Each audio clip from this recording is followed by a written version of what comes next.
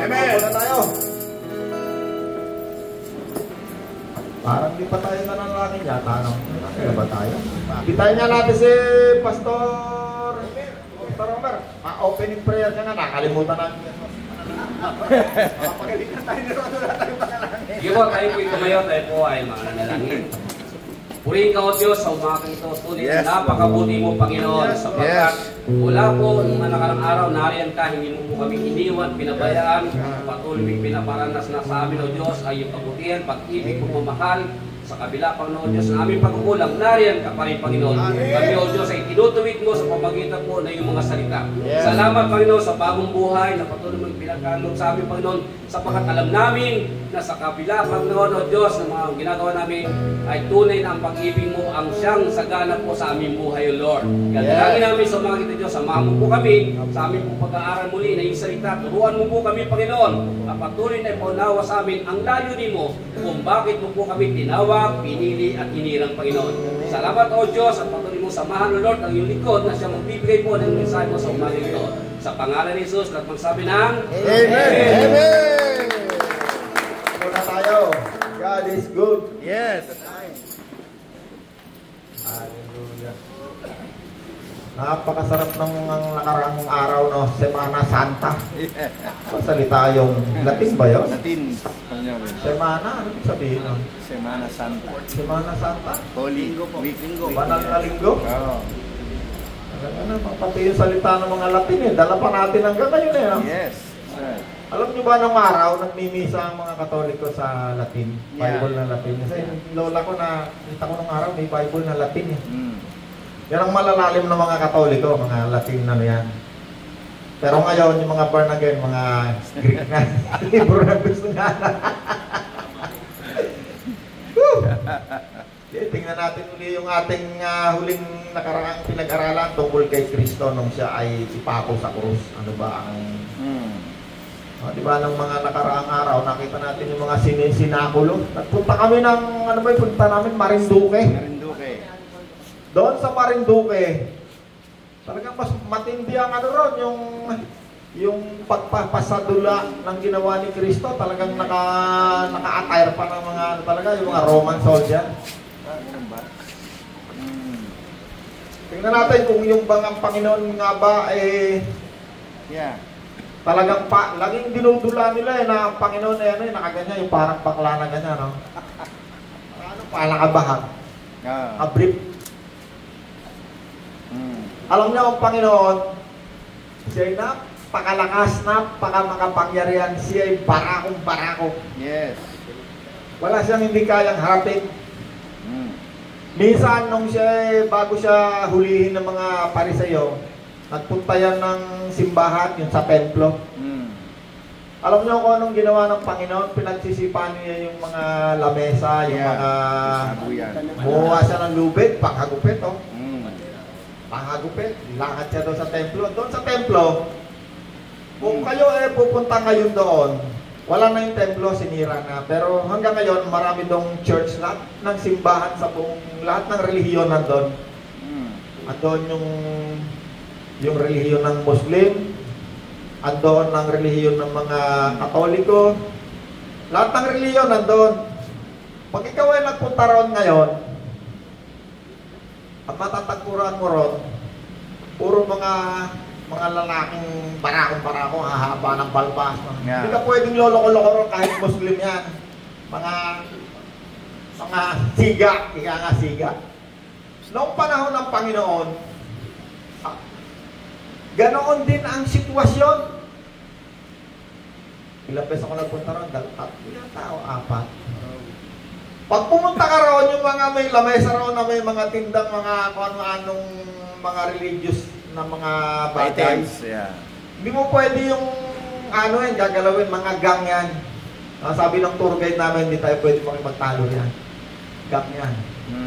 Matidisgrasya ako yan. Ibig sabihin nga, mga taong nandun, handa yung manakit, handang pumatay. Nung panahon na si Kristo dumating dito sa lupa, nakita ng Panginoon yung templo. Sabi ng Panginoon, bakit ginawa ninyong pugad na magnanakaw ang tahanan ng aking ama? Hanggang sa ngayon, pugad pa rin ng magnanakaw. Ay, huwag kang tatalilis na ganyan, mawawala wallet mo. Huwag kang magbabayad ng dollar mo na ganyan, na magiging $1. Kaya sabi ng tourist guide namin, huwag kayong pumunta ng buo. Puro pareha. Kasi lahat ng mga lukulukonan doon. Bibili ka ng isang bagay na babayad ka na, biglang nagiging ewan ko kung nakaranas kayo nung araw sa Quiapo. Ako nakaranas dyan, bibili ka ng bibili ka ng santones. Pera mo 500, 1,000. Pagbayad mong gano'n, nagiging bigla 100. Nung isang beses, bumili yata ako ng santones na ganyan. Pagbili ko, 1,000. Sa harapan ko bigla naging 100. Nakita ko, nilaglag niya raw, tapos biglang, ang bilis ng kamay. Napag ganun ako, siguro napahiya yung nagtitinda. Ay, binalik. Naging 1,000. Ang Panginoon, barakong-barako. Wala nang kinakatakutan. Nung kala natin, si Kristo, parang bakla yan, nakaganyan yan. Ang Panginoon, kung meron kang kilalang pinakabarakong tao, mas barako siya sa kanya. Kung si Duterte, kala nyo, barakong-barako si Duterte. Marami siyang inuutusan Si Duterte, hindi. Pero nung misa narinig ko, siya mismo pumapatay So, barako din natin, barakong-barako. Marami siyang utusan, patayin mo yan. Kaya marami takot kay Duterte. Kaya hindi natin sinisira yung Duterte. Wala tayong politika. Pinag-uusapan natin si Kristo. Kasi ang Panginoon, pag hindi mo siya kilala, hindi ka magtitiwala sa Kanya. Kaya kailangan makilala mo ang Panginoon ng lubusan. At kapag dumating ang Espiritu Santo, sabi niya, makikilala mo si Kristo ng lubusan. Lubos mo siyang makikilala. Kaya punta na tayo sa Bible. Punta tayo sa Mateo,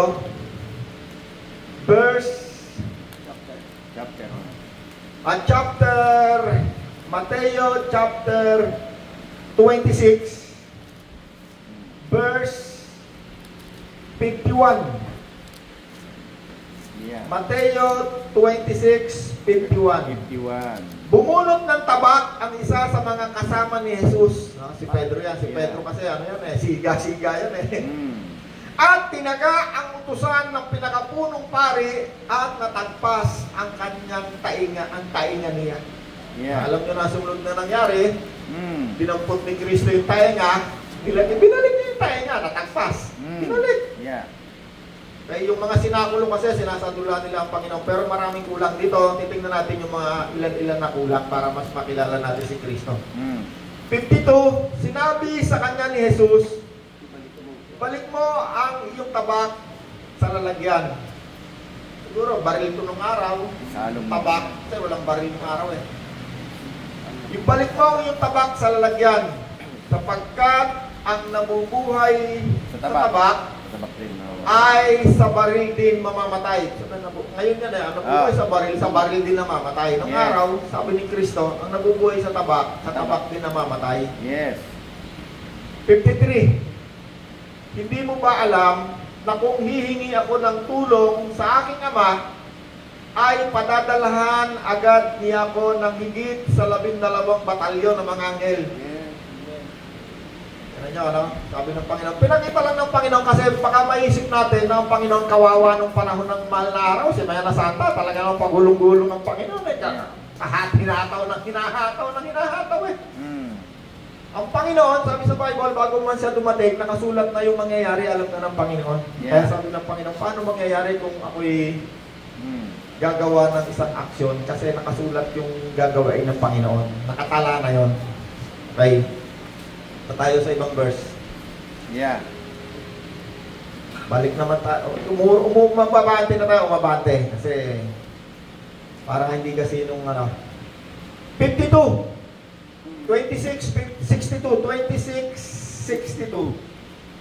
Tumayo ang pinakapunong pari at sinabi kay Jesus, wala ka bang isasagot sa paratang na ito laban sa iyo? Kasi ang Panginoon hindi siya nagsasalita Sabi sa hula tinikong niya ang kanyang bibig para siyang tupang dadalahin sa patayan.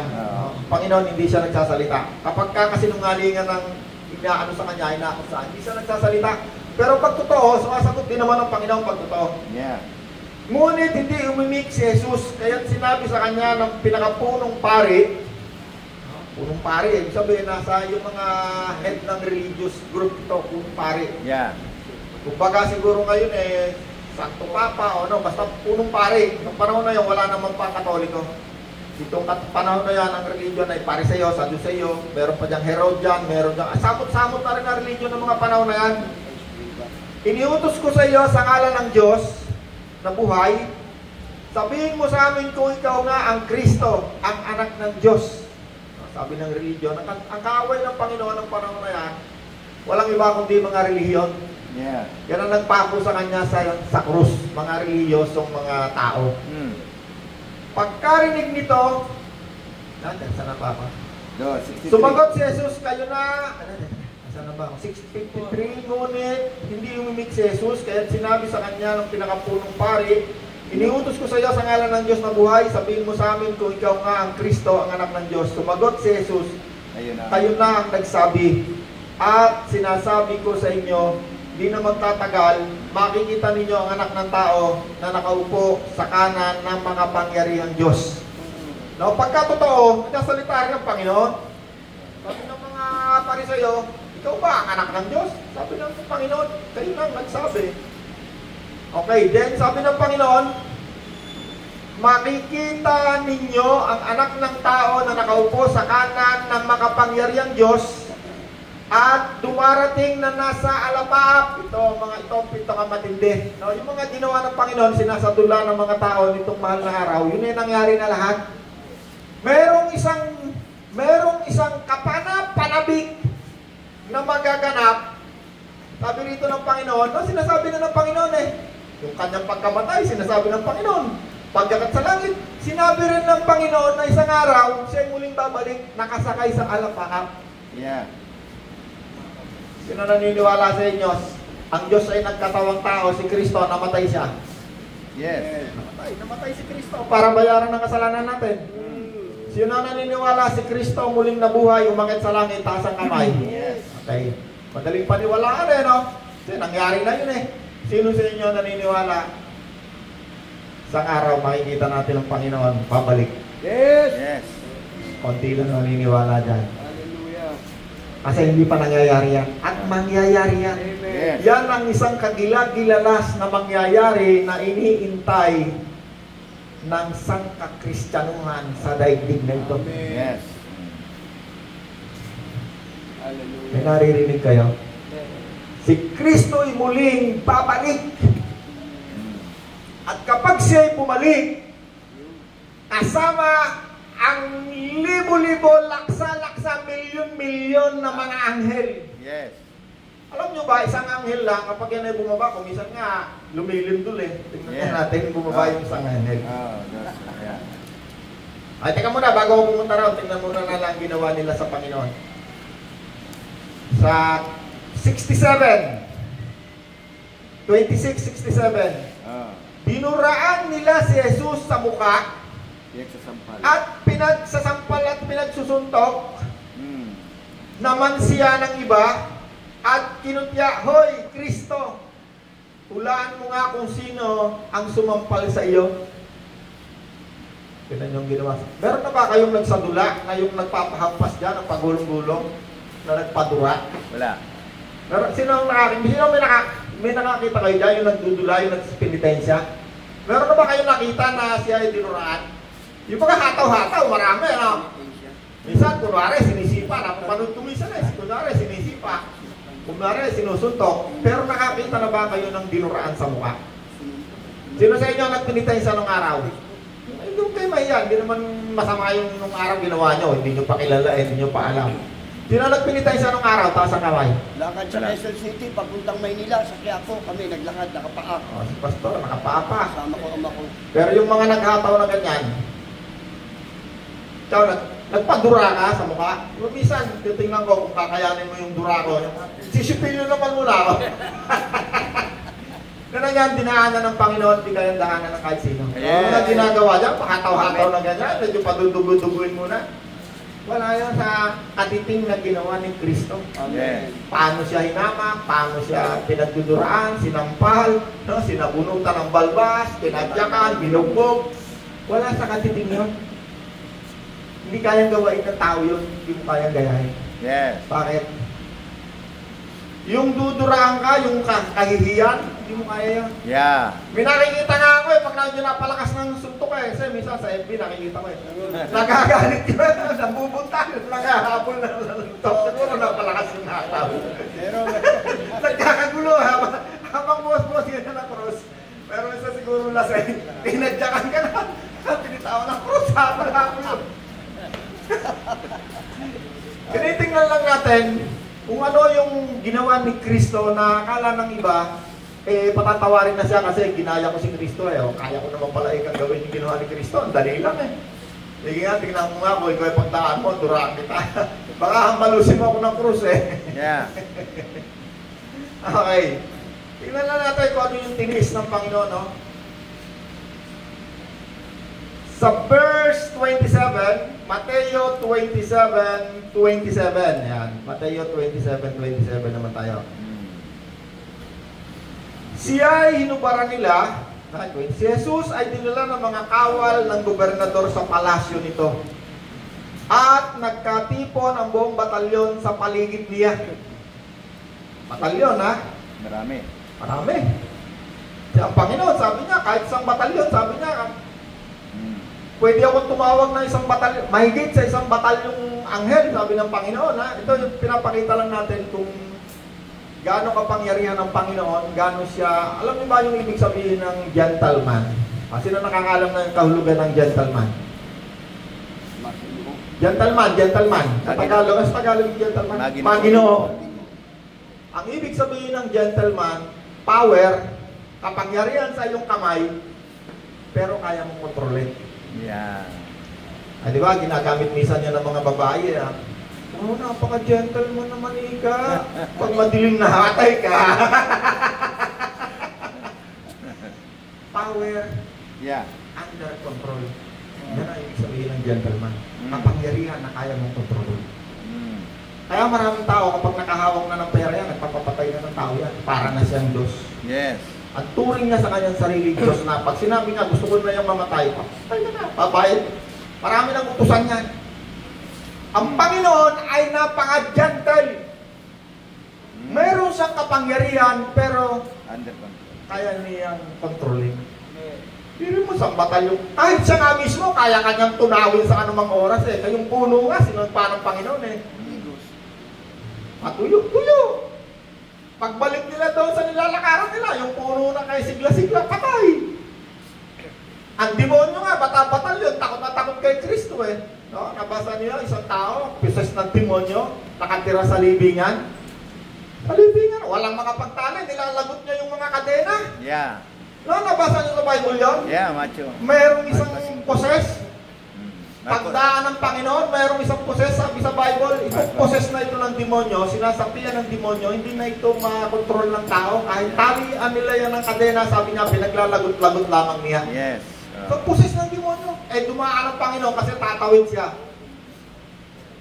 Pag mamakawa ng demonyo sa Panginoon, naparito ka ba para ako'y parusaan mo, wala pa sa oras. Takot na takot ng demonyo. Bakit? Alam ng demonyo gaano siya kapangyarihan. Yes. Kaya natin binabasa yung salita ng Diyos, diyan natin nakikilala si Kristo. Amen. Kasi kapag ang Espiritu Santo ay dumating, makikilala natin siya ng lubusan.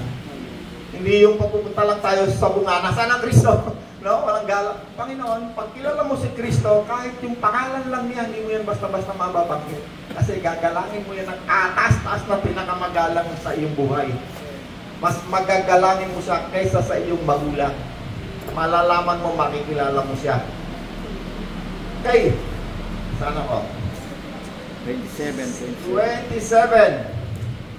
Siya'y 28. Nasa 28 na ako. 27 verse 28.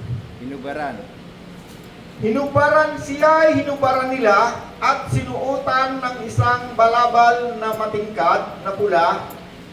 Kumuha sila ng matitinik na baging at ginawa itong korona at ipinutong sa kanya. Okay, imagine niyo na lang kung anong ginagawa sa kanya, no? Hindi siya kumikibo.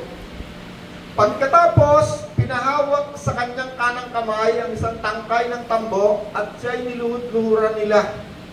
At kinutya ng ganito, mabuhay ang hari ng mga Hudyo. Siya'y pinagduduraan pa nila. Kita mo, ano, palimit siya, pagduduraan eh. Pinagduduraan siya ng mga, nung siya inaano siya, sinisintensyahan. Dito, pinagduduraan na naman siya. Mabuhay ang hari ng mga Hudyo, siya ay pinagduduraan nila, kinuha nila ang tambo at ito'y inihampas sa kanyang ulo. Matapos kutyain, hunubad nila ang balabal at muling sinuutan ng sarili nilang damit. Yan yung ginagawa nila sa Panginoon, ano? Malimit bubugbugin, ihahampas. Lahat ng uri ng paghamak ay ginawa kay Jesus. Okay, punta na tayo rito sa pinakamahalaga, siya'y muling nabuhay. 28. 28, verse 1. Makaraan ang araw ng pamamahinga sa pagbubukang liwayway ng unang araw ng linggo. Ba, unang araw ng linggo. Hanggang ngayon, pinagdidibatihan pa ng mga ichik yan eh. Saka ng mga...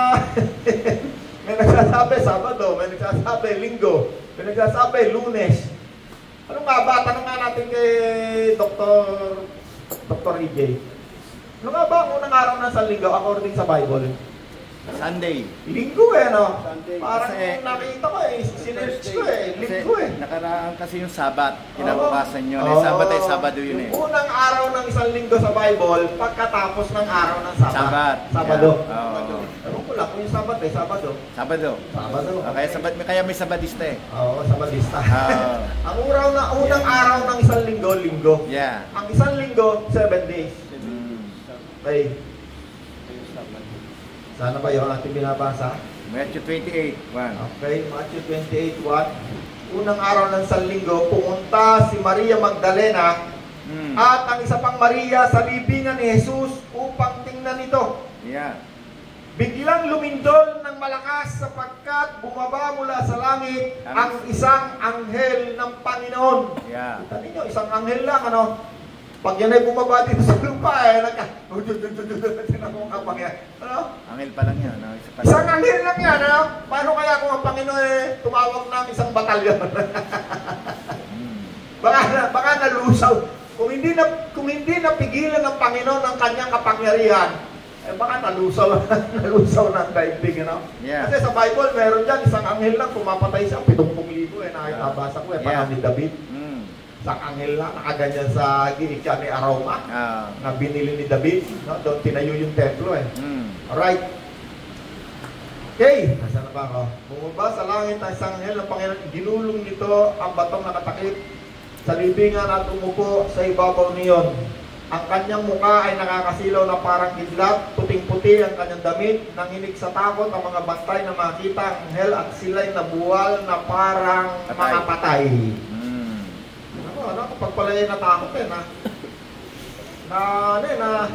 nahimatay. Sobrang takot. Isang anghel pala na nakita nila, nahimatay yung mga sundalo eh. Kita natin yung mga sundalong nagpuprosesyon, yung mga nangahataw. Pati di puno, talagang kalam mo yung mga mukhang kakain ng tao eh. Nabuwal sa takot. Yeah. Wala pang ginagawa ang anghel, 5. Ngunit sinabi ng anghel sa mga babae, huwag kayong matakot. Alam kong hinahanap ninyo si Jesus na ipinako sa krus. Wala na siya rito sapagkat siya ay muling nabuhay. Hallelujah. Gaya ng kanyang sinabi, halika kayo, tingnan ninyo ang hinimlayan niya. Magmadali kayo, ibalita sa kanyang mga alagad na siya ay muling nabuhay. At mauuna siya sa inyo sa Galilea. Makikita ninyo siya roon. Iyan ang balitang dala ko sa inyo.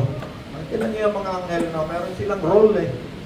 Sila lagi yung number 1 na nagdadala ng mabuting balita. Nung ang Panginoon na ipanganak, bago siya ipanganak, anghel yung nakipagkita kaya na kay Joseph.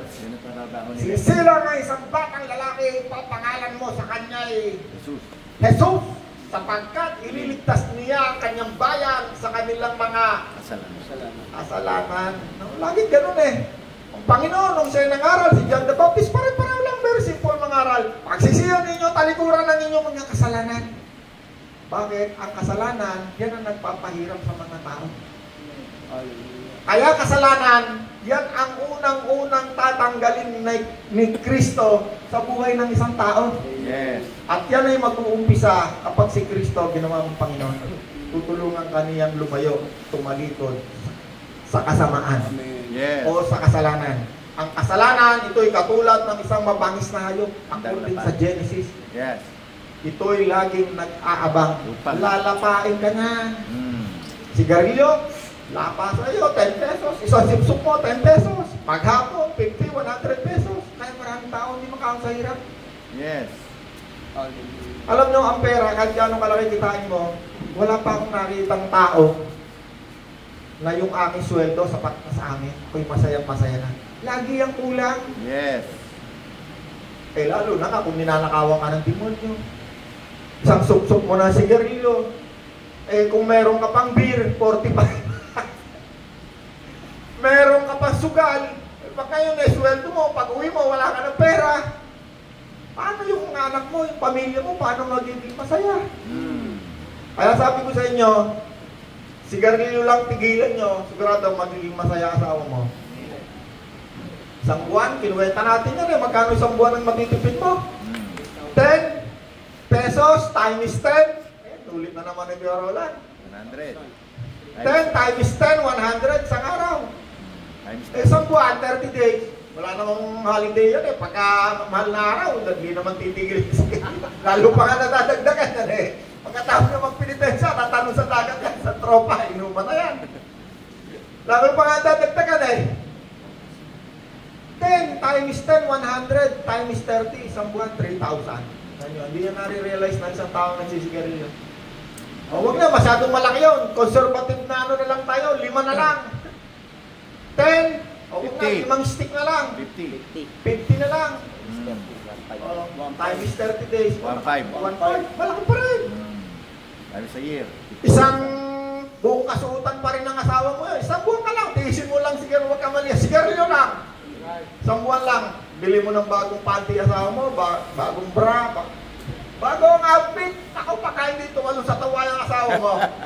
Susunod na buwan, bili mo naman ng anak mo, naku. Tapos, bili mo naman ng prutas, naku, tatalino yung mga anak mo, lulusog yan. Pati ikaw, lulusog ka. Inaunawaan kayo? Amen. Nautang-utang na siguro sa akin ng Diablo, kasi ng Diablo, lagi yung may sikreto, ayaw niyang malaman paano siya nagnanakaw sa mga tao. Yes. Ano pa lang yan, yung mga kupit-kupit lang ng Diablo yan. Pag mambabae ka, ayan, todas ka dyan. Pag uwi mo, pati asawa mo, iwanan ka na. O kaya naman, wala na akong asawa, pupunta na ako sa prostitute. Pag uwi mo naman, ikaw naman may sakit. Mga herpes, no? Yung matindi ka, yung mga AIDS. No? Napakarami palang AIDS ngayon, no? Pastor AJ, no? Si Pastor AJ, ito'y konektado sa DSWD, alam niya yung survey. Ang Cavite, ang isa sa pinakamarami ngayong may sakit na AIDS. Tama, Pastor AJ, no? Ilan? 14 hanggang 35. Kada? Hindi, ilan ang may AIDS sa Cavite? Bileta pa lang. Bileta 200. 200. Bileta pa lang yun. Ang mabigat nito, ang mabigat ha, yung babae, matitino, yung lalaki, salbahe. Yung mga matitinong babae na nagsisimba araw-araw daw sa kada linggo, nagkaroon ng, yung kilala kong isang church, babae, matitino, nagkaroon ng AIDS. Alam mo kung bakit? Yung kanilang asawang mga luko-luko, nakipagtalik sa mga prostitute, pag uwi, inasawa yung asawa niya, nasalinan niya ng AIDS, pati siya. Buong pamilya na nagkaroon ng AIDS. Pag yun ay nangyari sa isang tao, wala ka na, lengga ka na. Para ka nang binagsakan ng isang bato sa malaking ulo mo, wala ka nang pakinabang. Baka nabibilang na lang, ilang araw na nabibilang na. Okay? So, kung ikaw ay may pera, edi gamot-gamot ka, patrabaho, ikaw aalagaan ng pamilya mo. Pero mo napakalaking perwisyo. Sabi ng demonyo, Yahoo! Tagumpay na naman ako, demonyo. Ang diablo ay naparito upang ikaw ay wasakin, Yes. nakawan, dayain, at patayin. Yes. Physical at spiritual. Mm. Yan ang goal ng demonyo. Kaya tayo every week, every Monday, meron tayo at least kahit may 5 oras, pinag-uusapan natin si Kristo. Amen. Bakit? Yan ang paraan para tayo ay mailigtas sa mundong ito, sa madilim na daigdig na ito. Palakpakan natin, Panginoon. Kaya nung merong nagpabautismo nung nakaraang linggo, tuwan-tuwa ako. Tuwan-tuwa ako. First time ako nakahawak ng ulo. First time ako nakahawak ng ulo, naalala ko, yun ang pinakadakilang utos, Great Commission, galing kay Kristo. Dapat punta tayo dyan. Sabi ni Kristo, bago siya umakyat sa langit, umayo ka, EJ! Ipag-aral mo mabuting balita, Soseng! Yeah. Punta na tayo ito, ha? Matthew 28. Matthew 28. Sorry. Teka lang, tatapusin ko muna to. Pupunta tayo ron, ha? Verse 18. Nawawala. Ngunit sinabi ng anghel sa mga babae, umayo kayo. Huwag kayong matakot. Wala na sa Jesus. Alam nyo, ang mga anghel, pag yan ay dumating, ang laging sinasabi niya, kahit ang Panginoon, pag yan ay dumating, fear not. Ah. Peace be with you.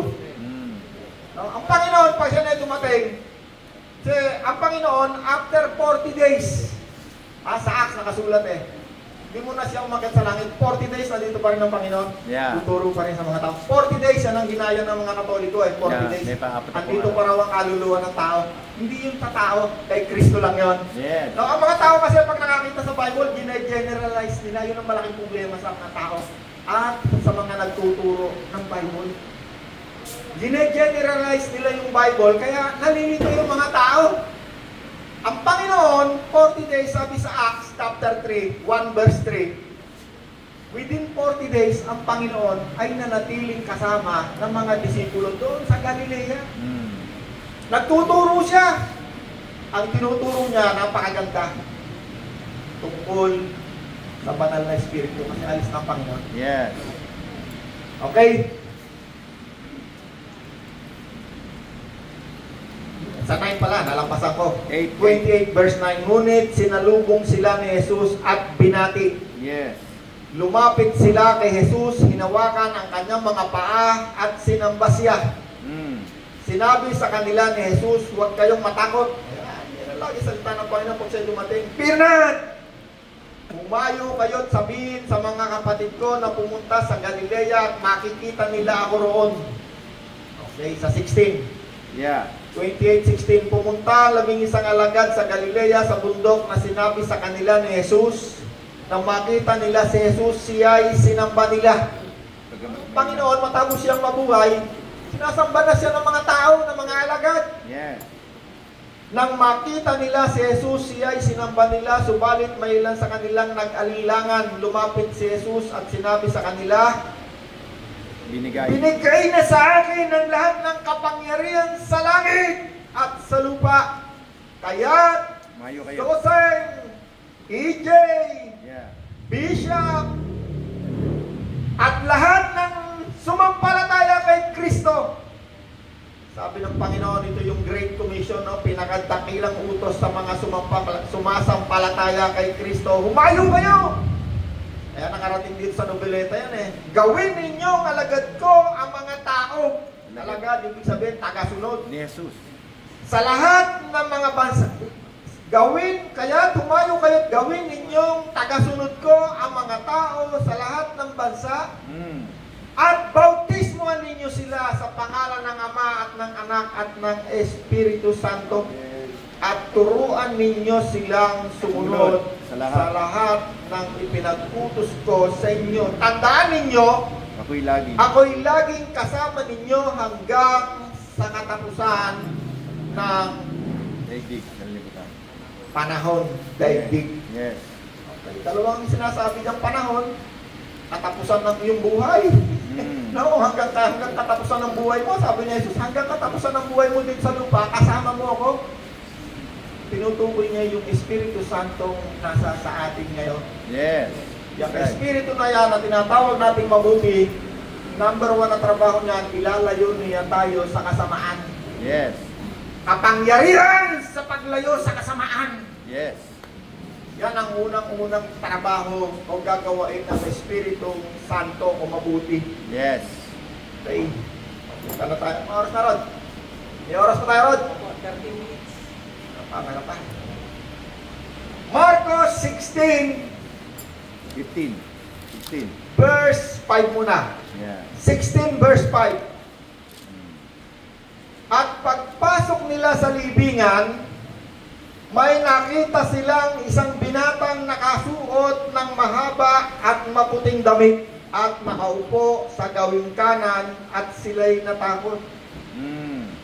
Ngunit sinabi nito sa kanila, huwag kayong matakot. Fear not. Hinahanap ninyo si Jesus na taga Nazaret na ipinako sa krus. Wala na siya rito. Siya ay binuhay ng Diyos. Sino ang bumuhay kay Kristo? Ang Diyos! Paano siya binuhay? Ang Espiritu ng Diyos na bumaba sa kanyang katawan. Ang Espiritu ng Diyos ang siyang muling bumuhay kay Jesus at siya rin muling bubuhay sa ating mga katawan na mamamatay. Amen. Yes. Palakpakan natin ang Panginoon sapagkat tayo may buhay na walang hanggan. Hallelujah. Anong verse ba yung kay Sosek na? Yeah. Kung wala sa isang tao ang Espiritu ni Kristo. Romans 8. Basa mo ngayon, kaya Sosek, para mahalaga na makita natin anong uri Espiritu, sino yung Espiritu na naririto sa katawan natin. Romans 8:9. Espiritu ni Kristo at ang Espiritu ng Diyos, ang tawag sa kanila ay banal na Espiritu. Mm.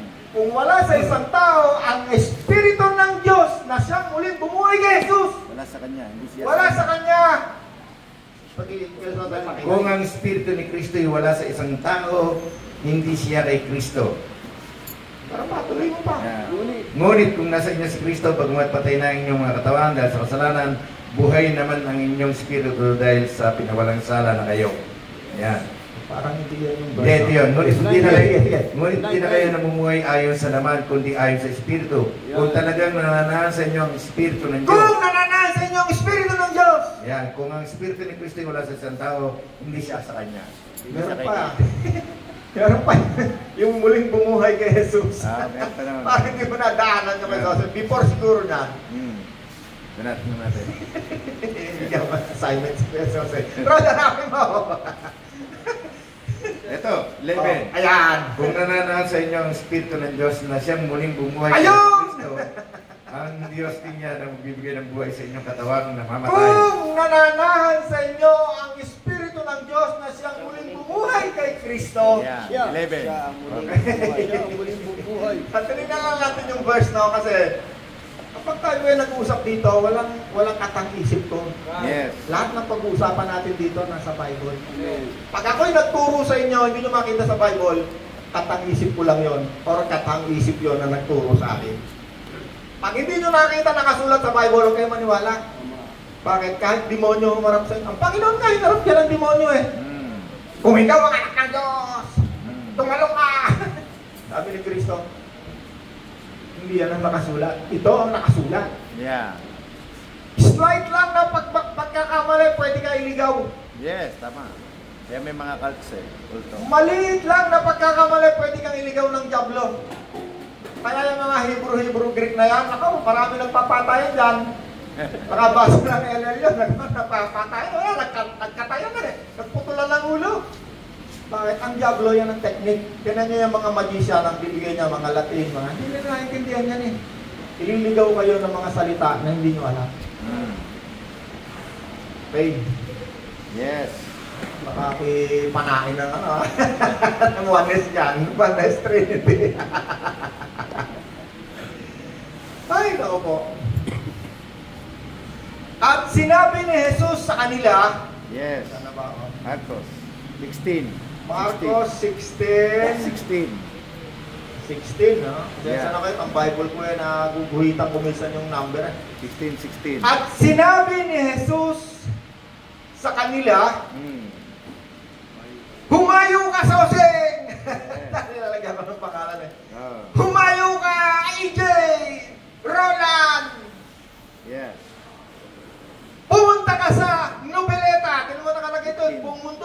ba, nobeleta, kasali nobeleta sa buong mundo, di ba? Yes. Yung iba nga, sabi, sa dulo ng daigdig yung Great Commission.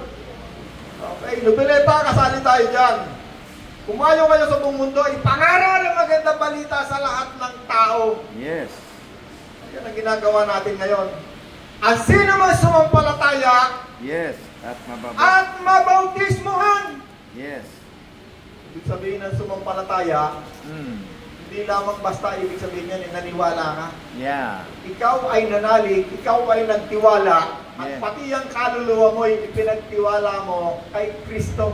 Yun ang ibig sabihin ng pagsampalataya, malalim. Yes, malalim. Nagtiwala ka kay Kristo. Yung buhay mo, ipinagkatiwala mo, ikaw ay sumampalataya ka, yung buhay mo, pati kaluluwa mo, ipinagkatiwala mo sa kamay ng Diyos. Amen. Yun ang ibig sabihin ng pagsampalataya, malalim. Yes. At sino man sumampalataya at mabautismuhan. Sino rito yung mga nagpabautismo na? Hindi lang yung kahapon, marami na. Alam ko, marami na dito nagpabautismo. Taas ang kamay ng lahat na nagpabautismo. Dami na. Dati, isa-isang bus tayo, pupunta tayo doon sa dati kong simbahan, papabautismo. Hindi yan tungkol sa religion. Hindi yan pagpapalit ng reliyon. Ang bautismo, isang napaka-personal na bagay espiritual. Ito'y pagsunod kay Kristo. Yes. Yes. Napakahalaga bago ka umalis sa mundong ito, ikaw ay sumunod sa Great Commission, pinakadakilang utos ni Kristo. Matapos na ikaw ay makarinig ng mabuting balita, ikaw ay sumunod kay Kristo. Yan ang unang hakbang. Yes. Pagsunod kay Kristo, bautismo. Amen. Okay? Yeah. Tapos, konti na lang, ang sino mang sumampalataya at mabautismuhan ay maliligtas, ngunit ang ayaw sumampalataya ay parurusahan. Yes. Hindi ibig sabihin, paparusahan ka ni Kristo, ha? Paparusahan ka ng Diablo. Pag ayaw mo sumampalataya, ang magpaparusa sa iyo dito sa lupa, Diablo, dahil ayaw mo tumigil sa kasalanan. Pag namatay ka, yun na ang walang hanggang kaparusahan sa dagatang apoy. Hindi pa lang muna, doon muna sa daigdig ng patay. Maghihintay ka ron habang ang Panginoon bumaba muna dito sa lupa, nandun ka sa daigdig ng patay, nakikita mo nangyayari, pero madilim doon. Masakit ang naramdaman mo ron, may apoy. Kaya kahit ikaw ay maniwala o hindi maniwala sa pagbabalik muli ni Kristo, sigurado masasaksihan mo dalawang bagay. Pagkamatay mo at pagbabalik ni Kristo. Yeah. Pagpatay ka na, nandun ka sa daigdig ng patay, masasaksihan mo kung nasaan si Kristo, nasaan yung mga kasama mo rin na makikita mo. Bakit? Yung sinabi ng Panginoon, yung mayaman, si Lazaro, nandun sa daigdig ng patay, alam nakikita niya langit eh. Yeah. Kilalang-kilala nga niya si Abraham eh. Pag ikaw ay namatay ngayon at nagpunta ka sa daigdig ng patay, hindi si Abraham ang nakikita mo ng malinaw. Sino ang makikita mo ron? Si Jesus na muling nabuhay, nakaupo sa kanan ng Diyos. Yes. Right. At pati yung iyong mga kaibigan ditong kilala mo, makikita mo nandun. Napansin mo ba, nakaranas ka na ba? Nung sa best napunta kami ng Marinduque, hating gabi, hira. Ngayon ko lang yata nga nakita itong buwan dyan, kumaliwanag. Pati bituin, napakaraming bituin. Yeah. Pag ikaw nasa isang madilim na lugar, nakikita mo yung alayo-layong Yeah, that's right. alayo-layo, nakikita mo yung physical na mata mo. Lalo na pag patay ka na. Andoon ka sa madilim na lugar, sa daigdig ng patay. Makikita mo ang langit. Pero hindi ako naniniwala dyan! Pag patay ka na, saka mo sabihin, totoo pala lahat sinasabi ni Lord. Mayroong isang tao lumapit sa akin.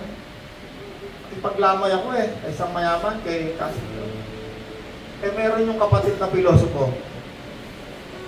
Rola, ikaw ba naniniwala sa langit? Alam niyo ako, pag ako sumagot, minsan hindi ko naiisip pag namatay kayo, malalaman yung may langit. After 1 week namatay, sabi ko, alam na niya, may langit, may impyerno. Kasi doon sa impyerno kita na langit. Ang Panginoon, kahit maniwala ka, hindi maniwala pag nakasulat, walang pakialam dyan sa iyo. Nangyayari yan. Yun ay totoo at yun ay mangyayari. At kahit patay ka na, makikita mo, pag patay ka na, lahat ng hindi mo paniniwalaan, makikita mo lahat totoo. Magandang maniwala na. Kaya habang buhay ka pa, huwag ka nang maging katulad ng isang mayaman na punta sa daigdig ng patay. Panginoon, pabalikin mo ako. Meron pa akong mga kapatid ron, nagpapasasa sila sa kasamaan. Yeah. Sabi sa kanila ng Diyos, andon si Soseng, andon si Bishop, andon si Kaya mo sila makinig doon sa nangangaral ng mabuting balita. Yes, right. Kaya habang buhay pa tayo, habang buhay pa ako, sabi ko sa Panginoon, habang ikaw ay may pinagagawa sa akin, Yeah. gusto ko pa dito sa daigdig kasi mangangaral ako. Pero kung wala na akong gagawin, ayoko na rito, Panginoon, sa daigdig na ito na punong-puno ng kasamaan. Yes, right. Sabi ng asawa ko, wag naman. Bata ka. Nakapagin na nandito ka. Bakit? Nagkakaunti na lang. Pagkatapos niyang magsalita sa kanila, ang Panginoong Jesus ay iniakyat sa langit at umupo sa kanan ng Diyos. Kaya yan ang makikita mo pag ikaw ay namatay, kung hindi ka naniniwala kay Kristo, makikita mo si Kristo nakaupo sa kanan ng Diyos. Hindi ibig sabihin nakaupo sa kanan, hindi ibig sabihin na ang Diyos ay mayroong katawan at mayroong kamay, ha? Seat of power. Kanang kamay. Pag ikaw ay kanang kamay ni Duterte, abay, parang si Bongo. Pero ang kapangyarihan. Ang Panginoon ay nakaupo sa kanan ng Diyos. Humayo nga at nangaral ang mga tagasunod ni Kristo sa lahat ng dakop, kasama na si Soseng. Yeah. At nakarating sila ng Nubeleta. At si Brother Roland ay kasama ni Kuya Soseng nangangaral. At tinulungan sila ng Panginoon sa gawain ito. Yes. Nasaan ang Panginoon kung tinutulungan tayo? Espiritu Santo. Yes. Ang Panginoong Jesus ay narito ngayon sa ating mga katawan. Ang tawag sa kanila ay Espiritu. Yes. Anong uring Espiritu? Mabuti! Yeah. Hallelujah! Palakpakan natin ang Panginoon. At tinulungan sila ng Panginoon sa gawain ito at pinatunayan niyan totoo ang kanilang kapangaral sa pamamagitan ng mga himala na ipinagkaloob niya sa kanila. Teka, sana lang, Rod, wait lang. Yeah. Ako babalikan sa verse. Mateo 28.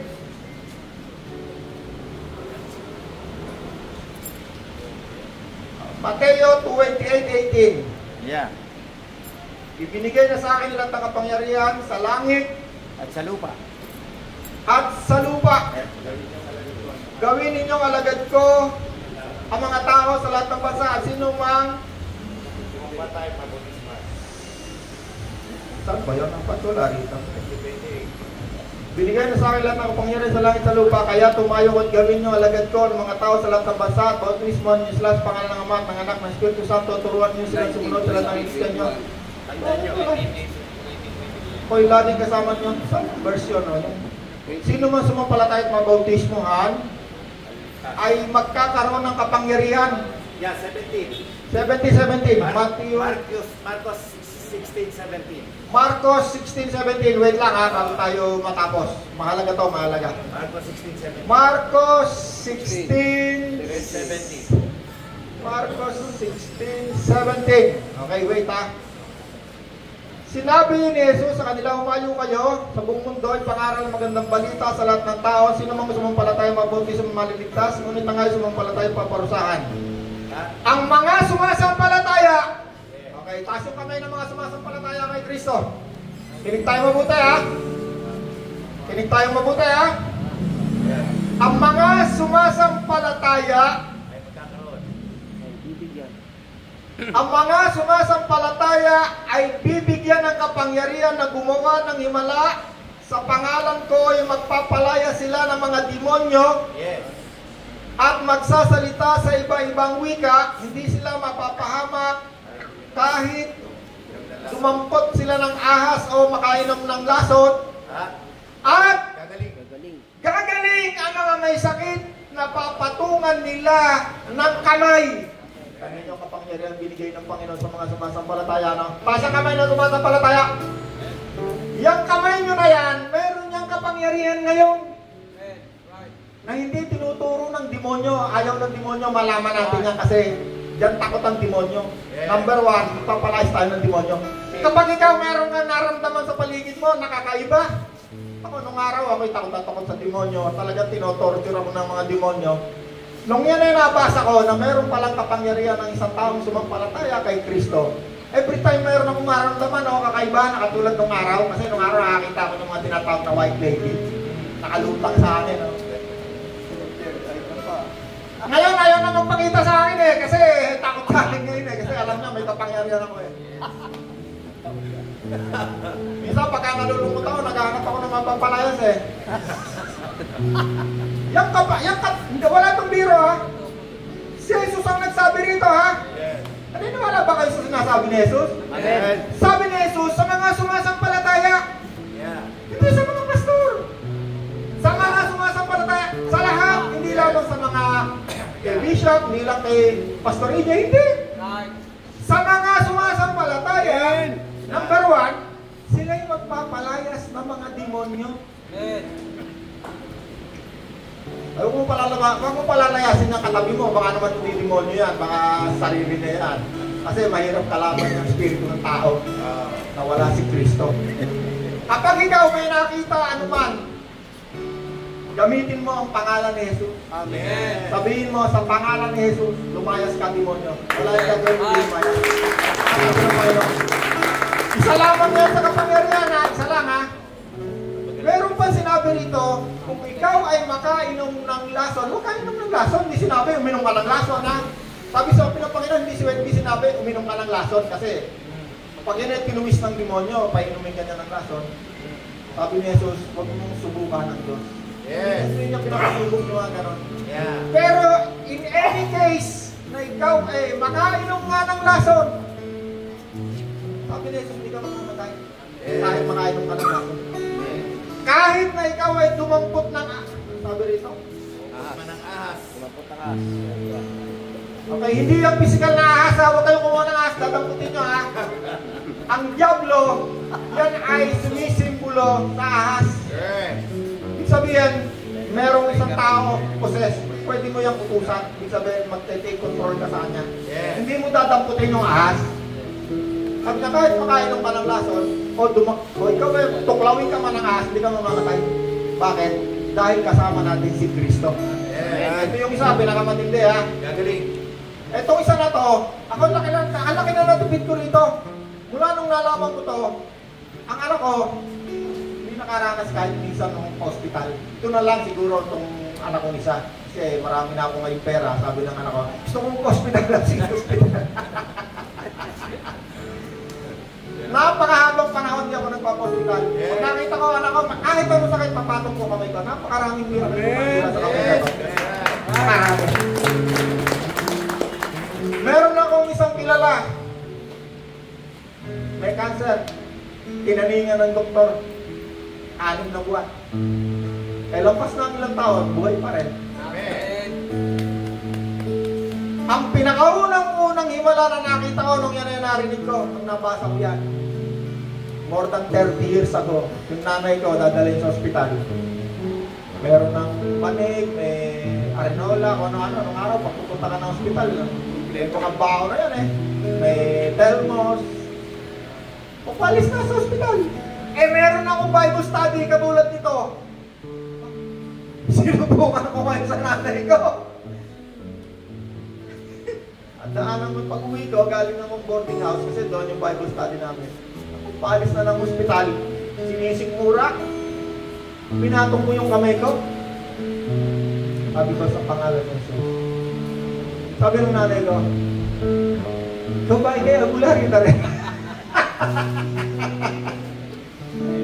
At sa kabibisa, yung mga kilala ni Kuya Sosin doon, mga kaibigan ko nung araw yan eh.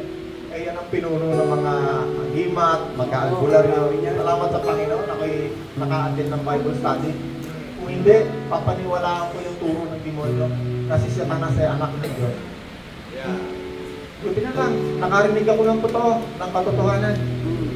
At ngayon ay binigyan ng kapangyarihan ng Diyos ang aking kamay. At ang inyong kamay! Yes.